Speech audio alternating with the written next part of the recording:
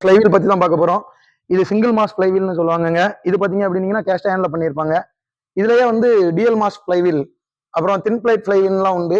அது வந்து ஒரு வெஹிக்கிளோட பர்ஃபார்மன்ஸை டிபெண்ட் பண்ணி மாறும். இதோட மெயின் ஃபங்க்ஷன் என்ன அப்படின்னா எனர்ஜி ஸ்டோரேஜ் தாங்க. பிஸ்டன் டிடிசில இருந்து பிடிசி வரும் இல்லையா, அந்த டைம்ல இந்த ஃப்ளைவீல் வந்து ஹாஃப் சர்க்கிள் ரொட்டேட் ஆகுங்க. அடுத்து கீழே இருந்து பிஸ்டன் மேல போறதுக்கு தேவையான எனர்ஜியை இதுதான் கொடுக்கும். இது இல்லை அப்படின்னா அந்த கிராங்க் இருக்கு இல்லையா, பிஸ்டன் மேல இருந்து கீழே வரும், அப்புறம் ஃபுல்லா மேல போகாது. 360 டிகிரி வந்து கம்ப்ளீட் ஆகாது, அப்படி கொஞ்சம் ஆசிலேட் ஆகி அப்படி நின்றுக்கிறோம். ஸோ இதுதான் அதுக்கு யூஸ் ஆகுது. சேம் டைம் பேலன்சிங்கும் இதுதாங்க யூஸ் ஆகுது. இது பாத்தீங்க அப்படின்னீங்கன்னா டிஎல் மாஸ் ஃப்ளைவீல்ல உள்ள 2 பிளேட்டா இருக்கும். அதுக்குள்ள வந்து ஸ்ப்ரிங் யூஸ் பண்ணியிருப்பாங்கங்க. ஃப்ளைவீல்ல இருக்கிற இதுதாங்க ரிங் கியர். இது வெஹிக்கிள் வந்து ஸ்டார்ட் பண்றப்போ யூஸ் ஆகுது. இது கோனிக் வீல், பல்ஸ் பிளேட்னு ஒரு பிராண்டும் அவங்க டிபெண்ட் பண்ணி சொல்லுவாங்க. இது எதுக்கு அப்படின்னா ஆர்பிஎம் இருக்கு இல்லையா, வெஹிக்கிளோட ரெவல்யூஷன் நீங்க டேக்கோமீட்டர்ல பாக்குறதுக்கு, அதுக்கு இதாங்க யூஸ் ஆகுது.